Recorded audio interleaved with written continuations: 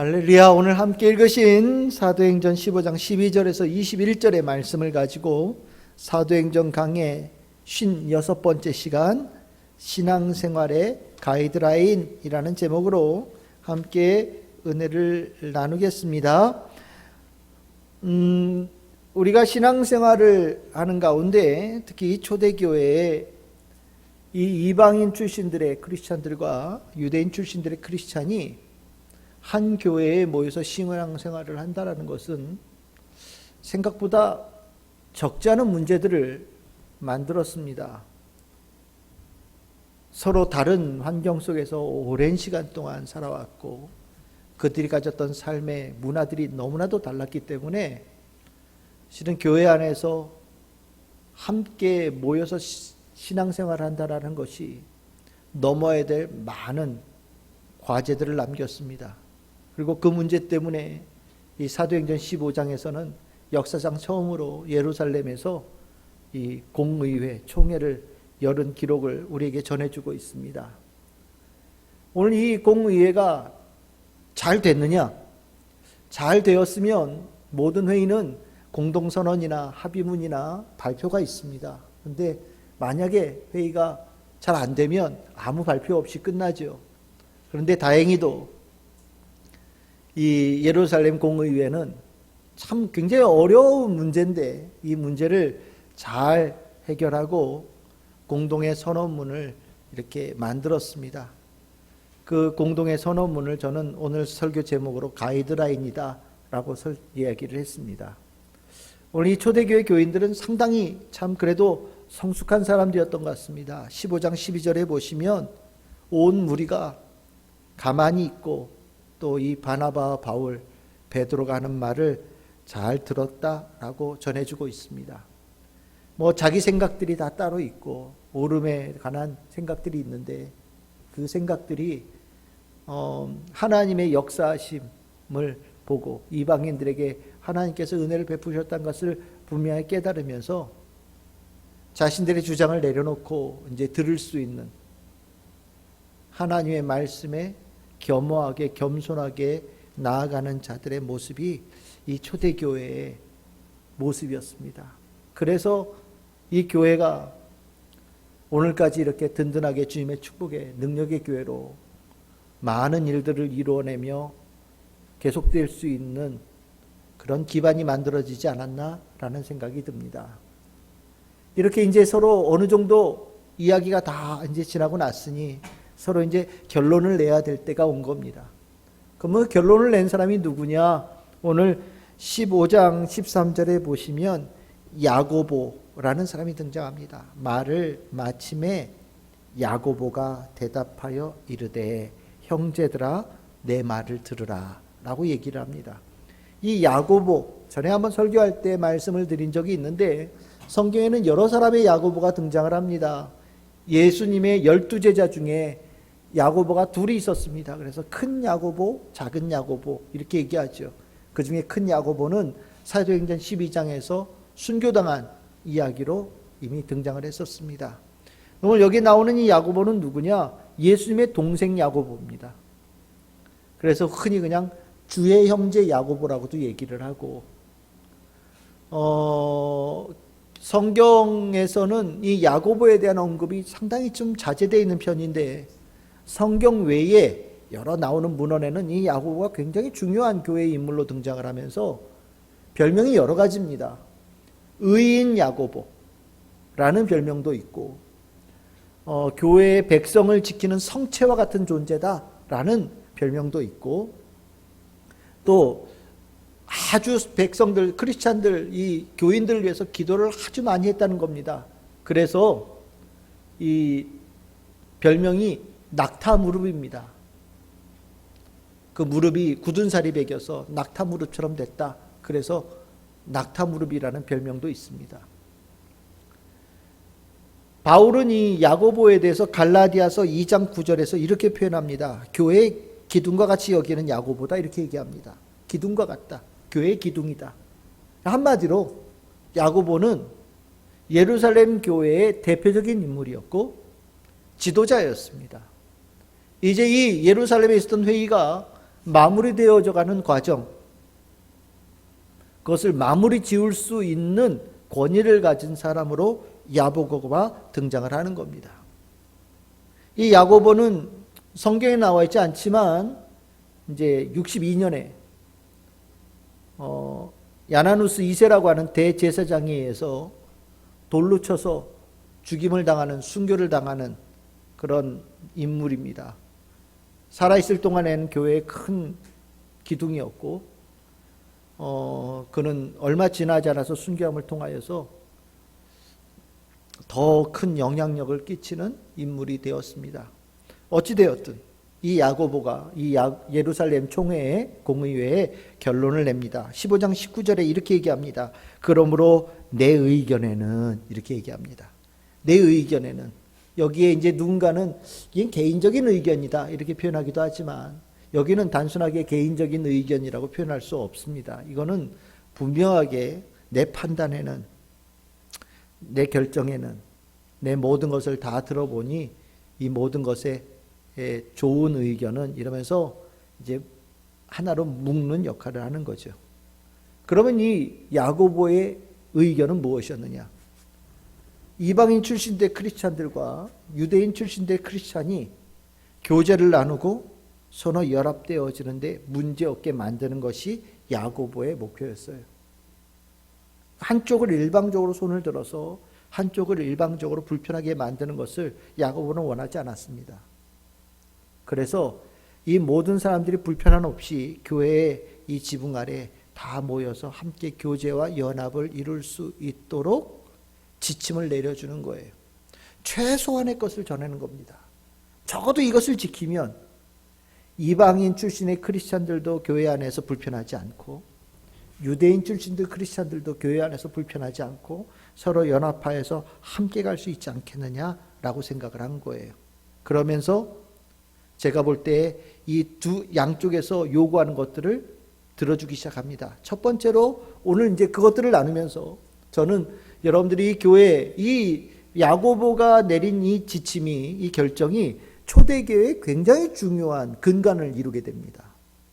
초대교회 크리스찬의 모든 교회들은 이 야고보가 내린 결정을 중심으로 해서 교회가 운영되어져 가고 신앙생활의 가이드라인을 제시하는 그런 가르침으로 받아들였거든요. 그러니까 오늘 나누는 이 말씀은 우리가 신앙생활을 하면서 정말 최소한으로 이거는 지켜야 된다. 신앙생활을 하는 사람으로서 적어도 이거는 지켜야 된다라고 하는 그런 가이드라인으로 이 말씀을 들어주시기를 바라고, 이 말씀을 나누면서 여러분들의 분명한 결단도 있기를 바랍니다. 첫 번째로 내린 이 야고보의 가이드라인이 무엇이냐면 바울과 바나바의 손을 들어준 거예요. 그래서 무엇이라고 얘기하냐? 15장 19절에 이렇게 얘기합니다. 그러므로 내 의견에는 이방인 중에서 하나님께로 돌아오는 자들을 괴롭게 하지 말자라고 얘기를 합니다. 한마디로 교회에 들어오는 모든 문턱을 다 없애자는 겁니다. 하나님의 백성이 되어질 때 어려움을 줄 만한 요소들을 다 없애자는 겁니다. 조그만 장벽이나 규제가 있다면 그것을 다 철폐시키자고 얘기를 하는 겁니다. 왜 그러느냐? 하나님의 은혜가 모든 장벽과 규제, 모든 구분을 다 뛰어넘어서 모든 이들에게 풍성하게 임했다는 것을 보았기 때문입니다. 우리가 살아가면서 사람들은 늘 장벽을 쌓습니다. 세상에 장벽이 없는 데가 없어요. 조그만한 이익 앞에서 장벽을 쌓아요. 뭐 권리, 어떤 자격증. 실은 저는 영화를 보면서, 외국의 영화를 보면 외국의 고등학교나 중학교에 그 전문가들이 가서 선생님으로 학생들을 가르치는 내용을 가끔 보거든요. 뭐 박사들, 바깥에서 회사에서 아주 중요한 역할을 했던 분들이 나중에 고등학교 가서 학생들을 가르치는 이런 모습들, 선생님으로 쓰는 거 보는데 우리나라는요, 불가능합니다. 교원 자격증이 있어야 돼요. 임용고시에 합격을 해야 선생님이 됩니다. 박사가 10개여도 선생님 못해요. 왜 이런 일이 벌어졌느냐? 선생님들이 가지고 있는 그 장벽이죠. 여러분들 아무리 법을 많이 알아도 변호사 역할 못합니다. 법정에 가서 누구를 대신해서 변호할 수 없어요. 변호사만 할 수 있어요. 누가 만들었겠습니까? 변호사가 만든 겁니다. 얼마 전에 침구사로 유명했던 분이 돌아가셨는데 뭐 아주 오랜 시간 동안 많은 사람들이 병을 고쳤던 분이에요. 그런데 저 가짜다. 저 의사 아니다. 저 불법 의료행위다. 왜? 의사 면허증 없으니까. 그럼 누가 그런 얘기 하겠습니까? 의사들이 만드는 거예요. 우리 의사고시, 의대 나와서 의사고시 붙어가지고 내 의사 됐는데, 저 침 놓고 약 주고 저거 불법 의료행위 아니냐. 사람들은요, 정말 자그마한 것 하나에도 장벽을 이렇게 쌓아가요. 그런데 정말 세상에서 가장 높은 장벽이 뭐냐? 하나님의 자녀 되는 게 가장 높은 장벽입니다. 유대인들에게, 이스라엘 백성들에게 하나님의 백성이 되는 길이 뭐가 있습니까? 일단 유대인의 집안에서 태어나야 되고요. 태어나자마자 할례를 8일 만에 받아야 되고요. 율법을 배우고 지켜야 돼요. 삶의 성결함에 대한 규정을 철저하게 지켜야 되는 겁니다. 하나님의 언약의 백성으로서 살아가야 되는 거예요. 굉장히 높은 수준이에요. 이 세상의 어떤 것보다 높은 수준이에요. 그런데 오늘 야고보는 분명히 선언합니다. 하나님께서 인간들이 만들어 놓은 모든 장벽들을 다 허무셨다라는 거예요.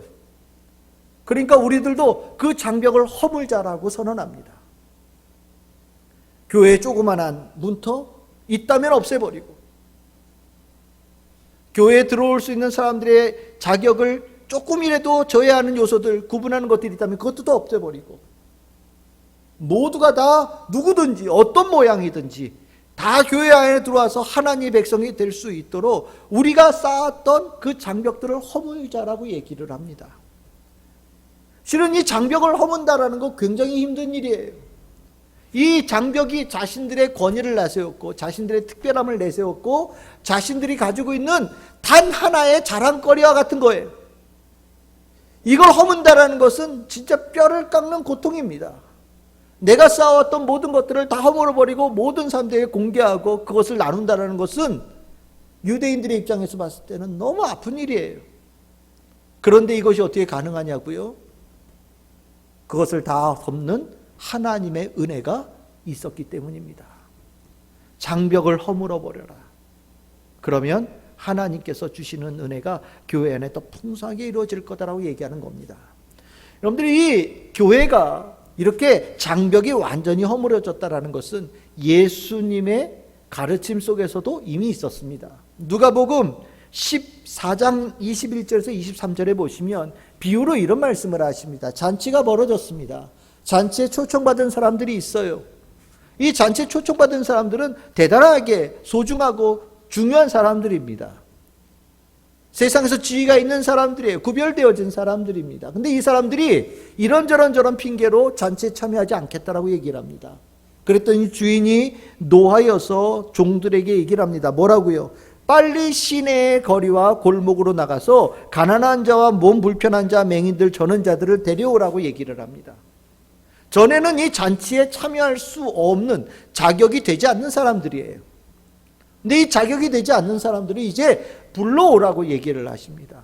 이 잔치는 뭐냐? 하나님의 백성의 범주를 얘기합니다.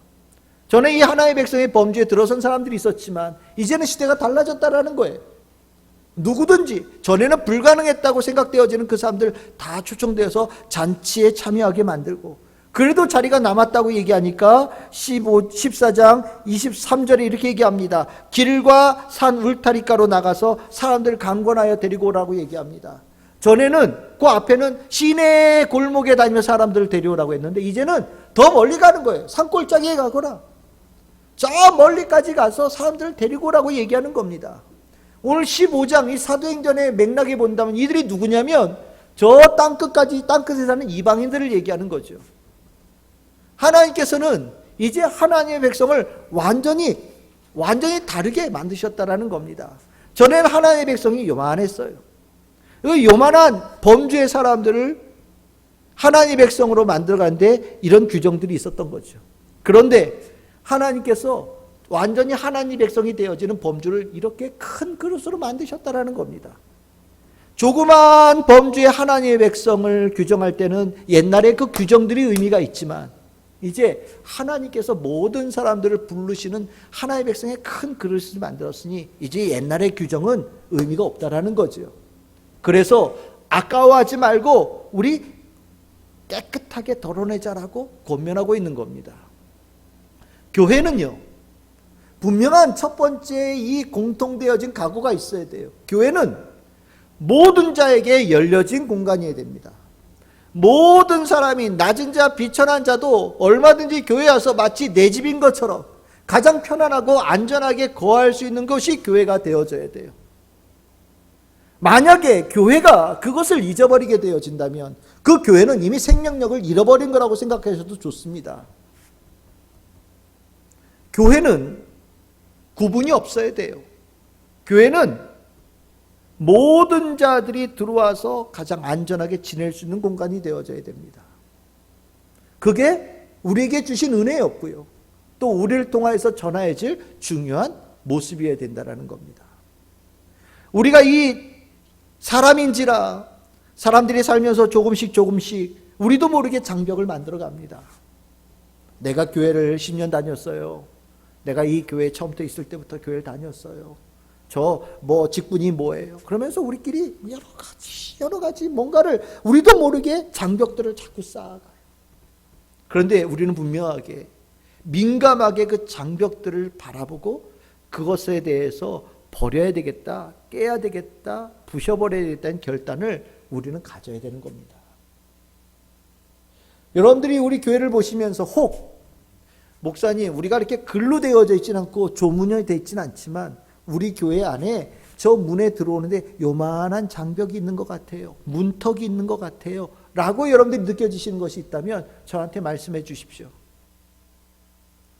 누군가가 교회 안에 들어오는데 문턱이 있다면 우리는 그것을 버려버려야 돼요.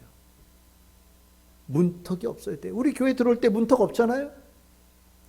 정말 우리가 예배당이니까 이렇게 문도 만들어 놓지만 우리 이 건물 안에 기본적으로 문이 없게끔 구조를 만들어 놨습니다. 이유가 있는 거예요. 누군가에게 닫혀 있고 누군가가 조금이라도 한 발짝 올라서야 들어올 수 있는 교회가 되는 것 원치 않기 때문에 문턱도 없애고 문도 되도록이면 만들지 않고 모든 것이 통하는 곳이 되어지는 공간과 그런 의미를 가지고 교회를 디자인한 겁니다. 우리는 그 각오를 가지고 누가 교회를 오든 맞이할 수 있는 모습을 가져야 돼요. 여러분들 세상은요 계속해서 갈라요.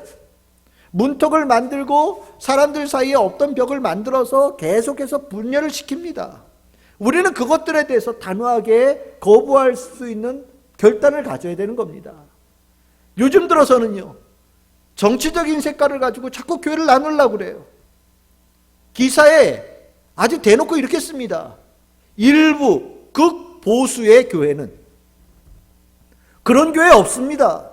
그건 세상에서 바라보는 교회를 가르고 교회를 분열시키게 쓰는 단어일 뿐이에요. 극보수의 교회가 어디 있고 극진보의 교회가 어디 있습니까? 하나님의 말씀 안에 올바로 서 있는 교회가 있고 하나님 말씀 알지만 제대로 따르지 않는 교회가 있을 뿐이지요. 하나님 말씀 붙잡고 그 말씀을 따라서 은혜 받은 대로 받은 사명대로 가는 교회라면 세상 사람이 볼 때는 보수로 보이고 세상에서 볼 때는 진보로 보일지라도 하나님 안에서 예수님 안에서는 하나 되어진 교회입니다. 여러분들의 이 교회 안에 대한 시각이 구분되어지고 문턱을 만드는 것에 대해서 만약에 여러분들이 그것을 자연스럽게 느끼고 당연하게 느끼고 그것을 여러분들이 편하게 생각한다면 실은 여러분들이 받은 은혜를 여러분들이 정말 우습게 여기고 그것을 제대로 사용하지 못하는 잘못되어진 모습이라는 것을 기억하셔야 됩니다. 교회가 타락되어질 때는 문턱이 높아졌을 때입니다. 있는 사람들끼리 교회 다니고 가난한 사람들끼리 교회를 따로 다니고 귀족인 사람들 교회 다니고 평민들 다니는 교회 따로 있고 지위가 높은 사람들 있는 교회 다니는 사람 따로 있고 지위가 낮은 사람들 교회 다니는 사람 따로 있고 많이 배운 사람들 다니는 교회 따로 있고 많이 배우지 못한 사람들 교회 다니는 교회 따로 있다면 그 교회는 이미 죽은 교회예요. 교회는 그렇지 않아요. 교회는 세상에서는 이런저런 모양으로 구분되어지고 나누어질지라도 교회는 예수님의 눈으로 모두 다 한 가족, 한 형제, 동일하고 공평하고 평등한 사람의 눈으로 볼 수 있는 곳이 바로 교회가 되어져야 됩니다. 그래서 여러분들 옆에 있는 성도들, 우리 가족들, 또 우리 교회에 올 새로운 영혼들을 바라보실 때 언제나 그 마음, 그 눈, 그 자세로 함께 대해 주시기를 바랍니다. 야고보는 분명하게 선언했어요. 교회는 그러면 안 된다. 어려움을 주어서는 안 된다. 힘들게 해서는 안 된다. 하나님께서 이미 모든 장벽을 넘으셨는데 왜 우리가 다시 장벽을 만드냐? 우리 참 즐거운 교 성도들, 분명한 이 지침 따라서 우리 교회는 열려있고 낮은 자세로 겸손하게 모든 이들에게 함께 할 수 있는 교회가 되어지기를 여러분들 마음에 늘 새겨주시기를 주님의 이름으로 축원합니다. 두 번째로 이제 이 야고보는 유대인 출신들, 바리새파 출신들 이 사람들의 입장에서 가이드라인을 설정해 줍니다. 이방인 출신들에게 지키라는 거예요. 여러분들 유대인 출신들, 유대인들은요 늘 언제나 마음속에 어떤 마음을 가지고 살았냐면 정결한 하나님의 백성이 되어진다는 생각을 가지고 살았어요. 그래서 레위기 17장 18장에 보시면 정결에 대한 규정들이 많이 있지 않습니까? 그것들을 늘 언제나 마음속에 새기고 하나님 앞에 나아가는데 내가 하나님의 백성인데 깨끗하게 살아야지, 정결한 삶을 살아야 돼 라는 생각을 가지고 사는 거예요. 그런데 걱정거리가 있는 거죠. 나는 그런 각오를 가지고 그런 준비를 가지고 교회에 왔는데 아니 내 옆에 있는 이 친구는 정결함에 대한 인식이 하나도 없어. 근데 내가 저 친구랑 만나서 교제를 나누고 같이 식사를 하고 같이 여러 가지 일들을 해가면서 혹 저에게 있는 부정함이 나에게 전이되지 않을까? 그래서 하나님께서 보시기에 나를 부정한 자라고 얘기하지 않으실까? 이런 걱정이 있는 거예요. 그러니까 늘 언제나 이방인 출신들의 크리스찬들을 바라보면서 불편하고 걱정되어지는 마음이 있다라는 겁니다. 이러한 인식이 되어질 수밖에 없는 것은 15장 21절에 이렇게 얘기를 합니다. 이는 예로부터 각 성에서 모세를 전하는 자가 있어 안식일마다 회당에서 그 글을 읽음이라. 이게 무슨 소리냐면 회당에는요 늘 언제나 모세 율법 그리고 예언서 중에 성경을 읽고 그 율법과 그 율법을 가지고 하나님의 메시지를 전했던 예언자들의 그 말씀을 아주 깊게 나누었던 자리가 바로 회당입니다. 유대인들은 이 일들을 정말 1000년이 넘게 해온 거예요. 특히 이 회당에는 중간에 모세의 의자라는 자리가 있어서 그 율법을 전하는 자, 그 율법의 권위를 가지고 가르치는 자가 그 자리에 앉아 있고 그것을 귀담아 들으면서 그 말을 하나님의 말씀처럼 듣는 사람들이 회당에 있었던 겁니다. 그들의 전통 속에 이 야고보는 이들이 가지고 있는 이것들도 이해해 줄 수 있어야 된다라고 얘기를 하는 거예요. 그래서 이방인 출신들에게 이 지침을 내립니다. 15장 20절입니다. 15장 20절 우리 같이 한번 읽어보겠습니다. 시작. 다만 우상의 더러운 것과 음행과 목매어 죽인 것과 피를 멀리하라고 편지하는 것이 옳으니. 아멘. 이방인 출신 크리스찬들에게 가이드라인으로 이걸 요구하는 거예요. 뭐를 얘기하느냐? 이 우상의 더러운 것과 음행과 목매어 죽인 것과 피를 멀리하라고 가이드라인을 제시해 주는 겁니다. 여기서 제일 먼저 눈에 띄어야 되는 것은 멀리하라는 거예요. 멀리하라는 이 얘기는 무슨 소리입니까? 그 전에는 아주 가까웠다는 얘기입니다. 그것과 일치되어져 있었다는 얘기입니다. 그것이 이미 안에 깊숙하게 들어와 있는 상태였다는 겁니다. 그런데 이제 하나님의 백성이 되었으니 옛날에 살았던 삶의 습관들, 문화들 멀리하라는 겁니다. 내어 쫓고 그것을 멀리하고 밀어내고 완전히 그것을 제거해야 된다라고 얘기하고 있는 겁니다. 이방인들이 구원을 어떻게 받았습니까? 하나님의 은혜로 받았습니다. 하나님의 은혜로 받을 때 우리는 이렇게 얘기합니다. 그들의 믿음 하나를 보시고 구원해 주셨다라고 얘기합니다. 그래서 우리는 그냥 우리가 흔히 얘기할 때 이렇게 하죠. 이신득의, 예? 믿음으로 의롭다함을 얻었다 이렇게 얘기합니다. 의로운 자가 아닌데 예수님에 대한 믿음 하나로 하나님께서 우리를 의롭다라고 칭해 주셨다라는 거예요. 그러니까 내 여기다가 명찰 하나 달았다라는 겁니다. 나는 의로운 자로 산 적이 한 번도 없는데 믿음 하나 갖다 여기다가 여동하는 의로운 자라고 명찰을 주셨다라는 거예요.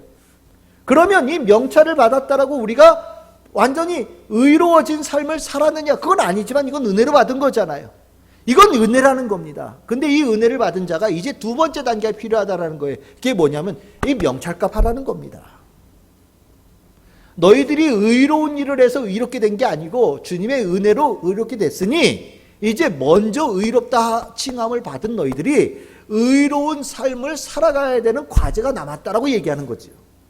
이게 중요한 거죠. 이 인식은 성도에게 꼭 필요하다는 얘기를 하고 있는 겁니다. 야고보의 얘기입니다. 그 의로움에 가까운 삶을 살기 위해서 필요한 것이 무엇이냐? 머릿속에 이 단어를 기억하거라. 멀리하거라. 멀리해야 된다. 멀리하지 않으면 주님께로부터 받은 은혜의 값을 제대로 살아내지 못하는 성도의 모습이 될 뿐이다라고 얘기하고 있는 거죠. 그럼 무엇을 멀리해야 되느냐? 뭐 네 가지다, 세 가지다 이렇게 하는데 저는 그냥 크게 세 가지로 얘기를 하겠습니다. 우상의 더러운 것과 음행과 목매어 죽인 것과 피를 멀리해야 된다. 적어도 이것이 최소한 요구되어지는 것이다라고 얘기하는 거예요. 오늘 이 자리에 우리는 다 이방인 출신들이라고 보시면 됩니다. 그럼 우리는 크리스찬으로 살아가는데 신앙생활하는데 적어도 이거는 우리들의 삶에서 해결을 해야 된다는 거예요. 이걸 해결하지 못하면 크리스찬이라고 얘기하기가 부끄러운 겁니다. 그러면 이걸 조목조목 봅시다. 이방인 출신들 크리스찬들에게 요구하는 게 뭐냐? 첫 번째, 우상의 더러운 것을 멀리하라고 얘기합니다. 여러분들 여기서 중요한 것은 우상을 멀리하라고 하지 않았습니다. 뭘 얘기했습니까? 우상의 더러운 것을 멀리하라고 그랬죠. 만약에 우상을 멀리하라고 얘기할 될 정도면 그 사람은 이미 하나님의 백성이 아닌 사람이에요. 아직 하나님의 백성도 안 된 사람입니다. 부처 믿지 마세요. 저 산신령 믿지 마세요. 뭐 옥황상제 이런 거 믿지 마세요라고 얘기한다면 그 사람은 하나님의 백성이라고 얘기할 수 없는 거예요. 이미 떠난 사람들이죠. 그것도 떠난 사람들인데 문제가 뭡니까? 그 문화가 있는 거예요. 습관이 있는 겁니다. 삶의 방식이 있는 거예요. 믿지 않지만 옛날에 절에 다녔던 삶의 습관이 있고 옛날에 부처 믿을 때 했던 습관들이 있는 거예요. 내가 옛날에 산신령에게 기도할 때 습관이 남아있고 저 옥황상제한테 빌 때 습관이 남아있는 거예요. 이걸 뭐라고 표현하느냐? 야고보는 우상의 더러운 것이라고 표현한다는 겁니다. 여러분들 분명히 기억하셔야 돼요. 하나님의 백성은요, 이 영적인 더러움에 대해서 민감해야 됩니다. 우리가 살면서 여러 가지 삶의 이런 어떤 중요한 일과마다 실은 우리는 종교적인 것들이 연합되어져 살아와요. 그래서 아이들이 태어날 때 뭐 여러분들 막 그 애 태어나면 뭐 금줄 그래가지고 뭐 새끼줄에다가 뭐 하고 그치요? 새해가 시작되어지면 뭐 부적도 붙이고 뭐 글쎄 어떤 집 가보니까 막 명태 같은 것도 막 이렇게 왜 명태를 해놓은지는 알 수 없지만 명태도 해놓고 뭐 복자를 거꾸로 이렇게 해놓기도 하고 뭐 여러 가지 예? 뭐 물 숫자 해가지고 물이 복이 뭐 위에서 떨어지는 것처럼 해야 된다. 뭐 개업할 때 뭐 돼지머리 갖다 놓고 뭐 고사도 지내고 예? 뭐 여러 가지 하죠. 결혼식 할 때도 여러 가지 일들. 사람 죽고 나면요 더 심각하죠. 장례식에서만큼 종교 색깔이 명확하게 나타나는 게 없어요. 물론 습관이고 관습이고 문화입니다. 그런데 하나님의 백성은요, 그 문화와 그 관습이 하나님의 백성에 어울리지 않는 것이라고 한다면 버려야 된다는 겁니다. 그 각오를 가져야 된다는 거예요. 그것에 대한 결단이 요구가 되어진다는 겁니다. 제가 저희 할머니가 장례가 났을 때 저희 아버지가 일찍 먼저 돌아가셨기 때문에 실은 제가 장손이거든요. 근데 뭐 저희 작은 아버님들이 살아계시고 하시니까 장례를 시골에 저희 선산에다 이렇게 모시는데 여러분들 이 상현을 메고 올라가는 사람들이 조그마한 요만한 이렇게 건너갈 것만 있으면 멈추는 거예요. 그리고 뭘 요구하느냐? 돈을 꽂으라고 하는 겁니다. 그거 왜 돈 왜 꼽습니까? 죽은 영혼이 저승으로 가는데 중간에 건너지 못할 강이 있어요. 강이 있다는 겁니다. 그 강 뱃속에 뱃삭을 내야 배 탔다는 거예요. 그래서 죽은 사람들 거기 안에다 돈 집어넣고 거기다 꽂아서 돈 꽂고 나중에 뱃삭 없어서 저승 못 갈까 봐 돈 꽂아주는 거거든요. 물론 놀이예요. 관습이라고 얘기할 수 있어요. 문화라고 얘기할 수 있습니다. 근데 이거 종교적인 거예요. 내가 하나님 믿지 않는다면 할 수 있어요. 근데 내가 하나님 믿고 그것이 분명히 종교적인 색깔이 있다는 것을 아는 상황에서 내가 할 수 없는 겁니다. 아, 이게 다 건너가야 되는데 장손 어디 있어? 장손. 아유, 장손이 목사라고 그러던데. 아유, 상관없어. 할머니 가시는데 돈 꽂아야지. 아, 난 못하겠더라고요. 그래서 제가 돈 필요하면 나중에 다 한 다음에 돈 드릴 테니까 가시지요. 아, 장손이 안 꽂아서 못 간다는 거예요. 우리 고모, 저희 작은아버지들 다 교회 다니십니다. 권사님, 집사님들 다. 동안아, 돈이 없어서 그러냐? 내가 돈 줄게 갖다 꽂아라. 아닙니다. 그게 아닙니다. 아, 계속 꽂으라고 그래서 내려왔어요, 그냥. 장례 치르다가 나 도저히 그러면 나 여기 못 나고 내려간다고 내려왔어요. 아, 내려왔는데 얼마나 날 째려보던지. 권사님이 째려보고 안수 집사님 째려보고. 물론 할머니 어머니의 장례니까 야, 너 그거 망치면 되지 않겠냐 이렇게 얘기할 수 있겠지만 아니죠. 그게 더러운 것이라는 걸 안다면, 그의 영혼이 그렇게 노잣돈에서 뱃삭해 가지고 가야 되는 것이 아니라는 것을 안다면 하면 안 되는 거예요. 이게 크리스찬의 결단이라는 겁니다. 저 봤어요. 개업식 하는데 아니, 교회 다니는 사람이 돼지머리에다가 입으로 개업식을 하더라고요. 나랑은 예배를 드리고 입으로 돼지머리에다 돈 꼽는 개업식을 또 한 번 하는 거예요. 이게 뭐예요? 그럼 개업 예배를 왜 드립니까? 하나님께서 축복하시는 곳이 그곳이 되겠습니까? 이게 바로 우상의 더러운 것을 멀리하라고 하는 규정을 얘기하는 부분이에요. 우리들의 삶에 여러분들 아침에 일어나서 운세, 오늘의 운세, 신년 됐다고 토정 비결, 재미지요? 재미 아니에요. 그게 더러운 거예요. 여러분들이 그렇게 제대로 살지 못하면 여러분들의 자녀도 그것에서 벗어나지를 못해요. 주의 백성은 은혜의 값을 하면서 사는 겁니다. 우상의 더러운 것으로부터 여러분들의 영혼을 지킬 수 있는 성도들 되기를 바랍니다. 두 번째 계명이 하신 말이에요. 너희들 우상들 만들지 말고 거기에 섬기거나 절하지 말아라. 바로 얘기하는 거예요. 벗어나지 못하면 안 됩니다. 가이드라인이에요. 최소한입니다. 여러분들의 머릿속에, 여러분들의 삶 속에 만약에 우상의 더러운 것이 있다면 2021년도에 싹 걷어내십시오. 두 번째로 가이드라인 얘기하는데, 아까 첫 번째는 우상의 더러운 것은 영적인 것이라고 한다면 두 번째는 관계 육적인 것입니다. 음행이라고 표현하는 겁니다. 음행을 멀리하라고 얘기합니다. 이 음행이라고 하는 것은 당시의 문화였어요. 이 로마의 문화는 굉장히 육적입니다. 그래서 결혼도 아주 뒤죽박죽했고요. 그 뒤죽박죽한 자식 간에도 서로 결혼도 했었고요.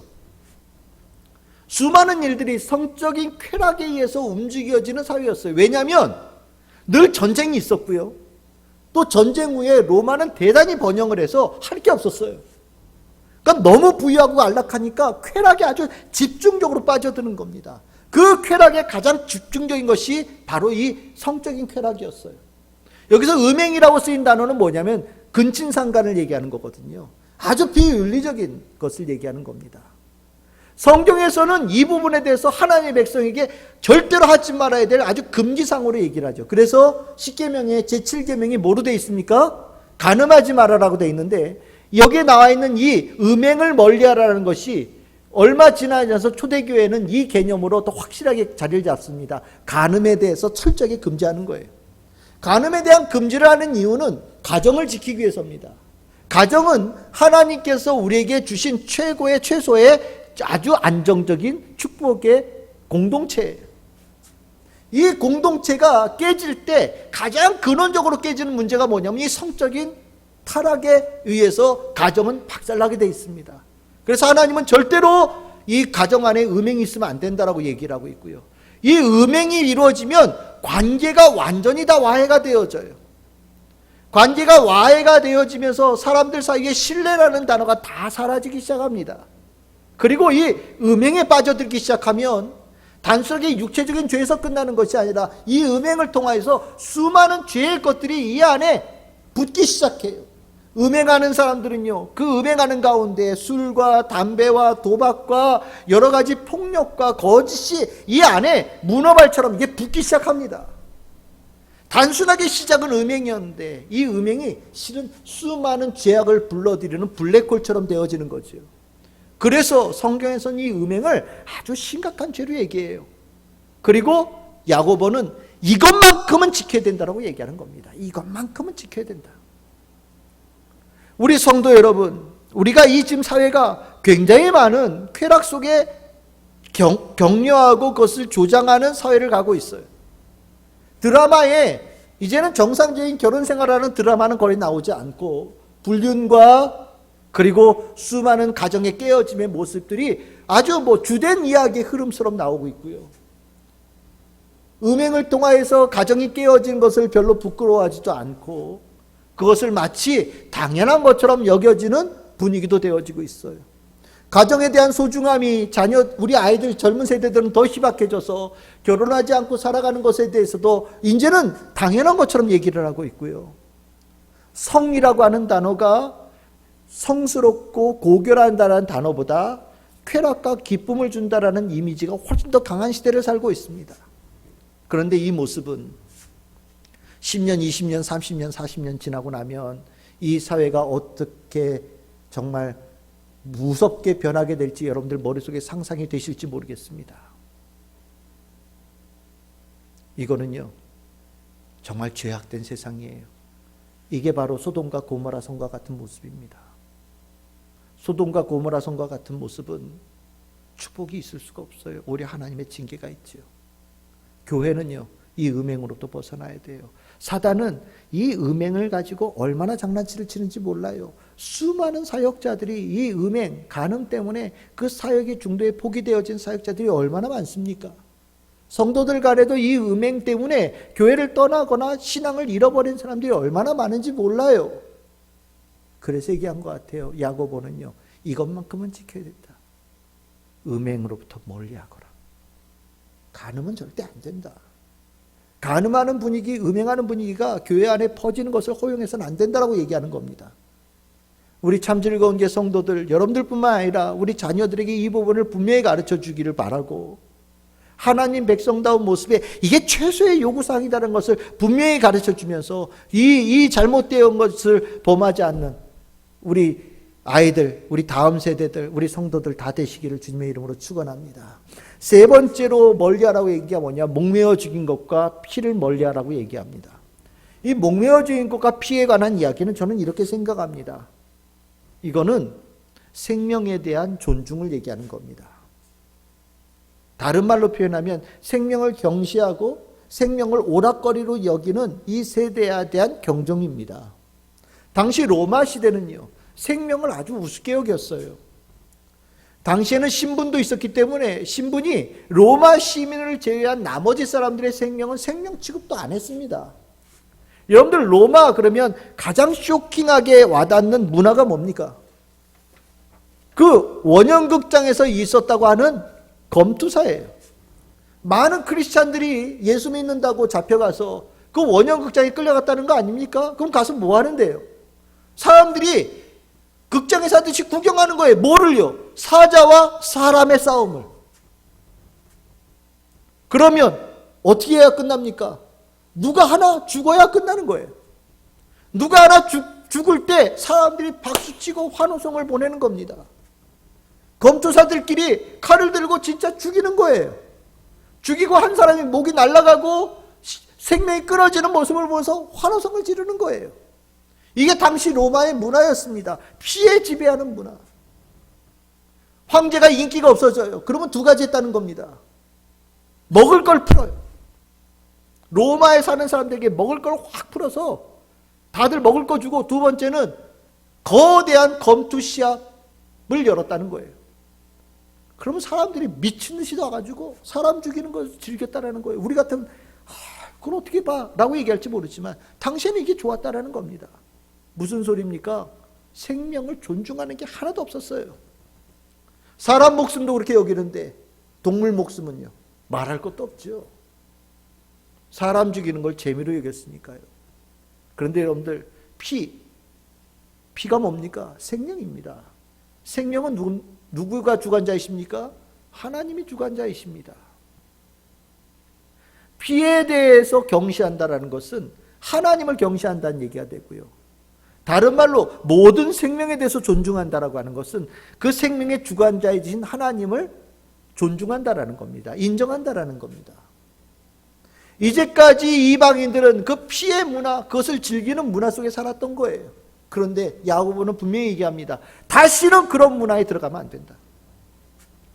피를 즐기고 죽음을 즐기고 그것을 경시하는 문화로부터 완전히 떠나거라. 오히려 생명을 보호하고 생명을 지키는 대로 나아가는 삶을 살아야 된다고 가르치는 겁니다. 죽이지 않는 것뿐만 아니라 죽어가는 것을 보호하고 지키는 자의 모습을 가져야 된다는 거예요. 강아지와 고양이가 추운 겨울에 먹지도 못하고 돌아다녀요. 그러면 크리스찬들은요, 바라보면서 그 내가 강아지를 좋아하느냐 싫어하느냐를 떠나서 먹을 걸 줄 수 있고 그들에게 보금자리를 만들어줄 수 있는 마음은 가져야 되는 겁니다. 나는 저렇게 돌아다니는 거 죽어버렸으면 좋겠어. 이러면 안 되는 거예요. 내가 식물을 기르는 걸 좋아하느냐 싫어하느냐 다 떠나서요. 여러분들 집에 있는 생명 하나하나 소중하게 여길 수 있어야 됩니다. 저는 관심 없어요. 말라 죽든지 말든지. 여러분들 식물이 물 안 줘서 말라 죽을 때 얼마나 고통스럽겠어요. 그 생명에 대한 존중이 단순하게 다른 존중이 아니라 하나님께서 주신 생명에 대한 존중의 마음으로 그것을 볼 수 있어야 된다는 겁니다. 다른 사람이죠. 우리가 요즘에 아주 큰 사건 하나가 있었습니다. 정인이라고 하는 아이의 사건인데, 이 사건은 사회적인 문제이기보다 실은 엄밀하게 얘기하면 크리스찬들이 이 문제에 대해서 심각하게 받아들이고 이것에 대해서 아주 심각하게 회개하고 토의하고 이것을 해결할 방법을 찾아야 돼요. 왜 이게 문제냐? 정인이라는 아이를 입양을 했죠. 그러고 나서 그 아이를 마치 강아지 기르듯이 기른 거예요. 근데 강아지도 잘 길러야 되는데 그냥 자기네들 오락거리로 삼은 것 같아요. 학대도 하고 결국에 죽였죠. 이래도 안 죽나? 이런 얘는 어떻게 될까? 뒤로 넘어지면 얼마나 울까? 앞으로 넘어지면 얼마나 울까? 이렇게 때리면 애가 죽을까? 본 거죠. 애가 죽었어요. 아무 생각 없는 거죠. 강아지 그냥 갑자기 집에 있던 강아지가 한 마리 죽었을 때 죽었네? 이런 느낌으로 본 것 같아요. 그런데 세상 사람들도 그러면은 욕할 텐데 이게 문제죠. 정인이 아빠 엄마 다 목사님 자녀들이에요. 현직에 있는 목사님들이에요. 적지 않은 명성을 가지고 있는 목사님들이에요. 정인이 아빠 기독교에 관계되어진 조직에서 일하는 사람입니다. 한마디로 얘기하면 기독교 문화에 완전히 젖어 있는 사람들이에요. 집안 대대로. 그 누구보다도 기독교 예수 그리스도의 가르침 속에 제대로 배우고 그 가운데 살아온 두 사람입니다. 그런데 우리는 깜짝 놀라는 거예요. 어떻게 이렇게 생명에 대한 존중에 대한 인식이 하나도 없는가?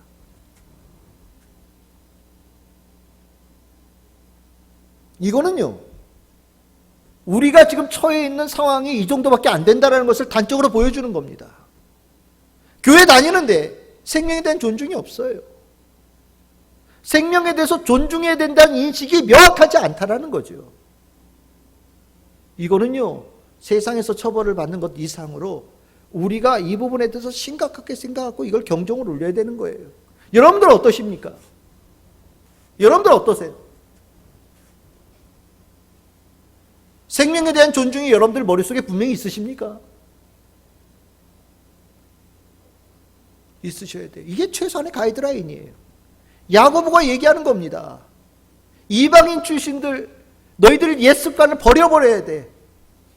우상의 더러운 거 버려야 되고, 음행하는 더러운 거 버려야 되고, 생명을 경시하고 존중하지 않는 거 그거 고쳐야 돼. 그래야 하나님의 백성이야 라고 가르치는 겁니다.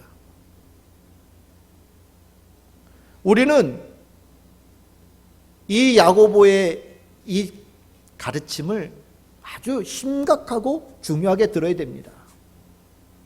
이거는 초대교회를 지탱시켰던 최소한의 가이드라인이에요. 최소한이에요. 이거보다 요구할 게 얼마나 많겠어요. 10개의 계명, 10계명이 있잖아요. 그 중에 겨우 3개 얘기한 거예요. 살인하지 말아라. 이게 나중에 피에 대한 게 초대교회에 어떤 단어로 말하냐면 살인하지 말아라로 가거든요. 그러다 보니까 이게 6계명이 되는 겁니다. 아까 첫 번째 우상이 들어온 것 2계명, 간음 7계명, 그리고 지금 피 6계명, 10개 중에 3개를 줄인 거예요. 그 3개가 최소한의 성도로서의 지켜야 될 요구사항이다라고 야고보가 정한 겁니다. 어떠냐? 이 정도면은 같이 교제를 나누고 연합할 수 있는 정도로 받아들일 수 있겠냐라고 얘기하는 거고, 거기에 대해서 우리가 나누겠지만 다들 동의를 한 겁니다. 이 전통이 현재 우리에게 온 거예요. 2000년이 지나서까지. 근데 우리는 이 전통을 머릿속에서 잊어버리고 있어요. 우습게 여기고 있습니다. 음행하는 것도 우습게 여기고, 우상의 더러운 것들, 세상의 더러운 것들을 받아들이는 것도 쉽게 생각하고, 생명에 대해서도 존중하지 않는 아주 이상한 문화를 우리가 가지고 있으면서 교회는 날마다 문턱이 높아지고 있어요. 우리는 병들어가고 있는 겁니다. 우리가 2021년을 살아가면서 이 야고보의 이 가르침이 우리들의 심령에 깊이 들어오기를 바라요. 우리는 은혜로 구원받은 사람들입니다. 처음부터 끝까지. 우리는 이 은혜로 구원받은 사람들로서 우리가 해야 될 최소한의 것들은 넉넉하게 지켜내고, 그 이상의 것에 대해서도 주님께서 주시는 은혜를 힘입어서 더 귀하게 이루어갈 수 있는 성도들이 되어져야 됩니다. 바울은 이렇게 얘기합니다. 로마서 6장 1절에서 2절 우리 함께 읽겠습니다. 시작. 그런즉 우리가 무슨 말을 하리요? 은혜를 더하게 하려고 죄에 거하겠느냐? 그럴 수 없느니라. 죄에 대해서 죽은 우리가 어찌 그 가운데 더 살리요? 이게 무슨 소리냐면, 죄 속에 있는 우리가 은혜를 입어서 구원받았잖아요. 그러니까 더 큰 은혜를 받으려고 더 깊은 죄에 들어가야 된다라고 주장하는 이상한 사람들이 있다라는 거예요. 말도 안 되는 햇소리다라는 거죠. 죄로부터 구원받음의 은혜를 입은 사람은 죄 속에 다시 들어간다라고 얘기하는 것은 그 죄를 사랑하는 거죠. 근데 그 지긋지긋한 죄로부터 벗어나는데 어떻게 죄 속에서 더 살겠다는 결단을 할 수 있겠냐? 그거는 불가능한 얘기다. 그래서는 안 된다. 은혜로 받은 우리들은, 은혜로 구원받은 우리들은 다시는 죄 속으로 들어가면 안 된다라고 얘기를 하고 있는 것이고, 로마서 12장 1절 아주 유명한 구절이죠. 같이 읽겠습니다. 시작. 그러므로 형제들아, 내가 하나님의 모든 자비하심으로 너희를 권하노니 너희 몸을 하나님이 기뻐하시는 거룩한 산 제물로 드리라. 이는 너희가 드릴 영적 예배니라. 아멘. 너희 몸, 너희들의 삶을 하나님께서 기뻐하시는 거룩한 산 제물처럼 살아야 된다는 겁니다. 우리들의 삶이 하나님께 바쳐질 수 있는 제물, 그 거룩한 제물, 정결한 제물처럼 살아야 된다는 거예요. 이게 우리가 해야 될 과제라는 겁니다. 우리가 이렇게 살아가는 이 모습은 하나님께 드리는 예배와 같은 삶이 되어야 된다고 얘기하고 있습니다. 그 예배 드리는 자의 가장 최소한도로 요구되어지는 것이 우상의 더러운 것을 멀리하고, 음행을 멀리하고, 생명을 경시하는 그 문화를 멀리하고, 주님의 받은 은혜에 늘 감사하면서 모든 자들에게 구원의 문을 열 수 있는 장벽을 철폐하는 자, 그 모습이 되어질 때 비로소 이렇게 거룩한 산 제물 되어지는 삶, 하나님께 드리는 영적 예배와 같은 자의 삶을 살게 되어진다라고 바울은 분명하게 선언하고 있는 겁니다. 어떻습니까? 이 야고보의 가르침 여러분들의 심령에 들어오십니까? 바울이 로마서에서 말한 이 가르침이 여러분들의 심령에 들어오십니까? 이런 사람이 축복받는 거예요. 2021년도 우리 참 즐거운 교회 성도들, 그리고 우리 다음 세대들, 이 가르침을 잘 지키고 또 이 가르침을 잘 전하여서 세상은 더 어둡고 힘들어지지만 더 빛나고 하나님의 영광을 더 크게 드러내고 이 하나님 백성이 해야 될 일들을 통해서 수많은 영혼들이 주님께 돌아오는 귀한 역사가 우리 성도들 통해 풍성하게 이루어지기를 주님의 이름으로 축원합니다.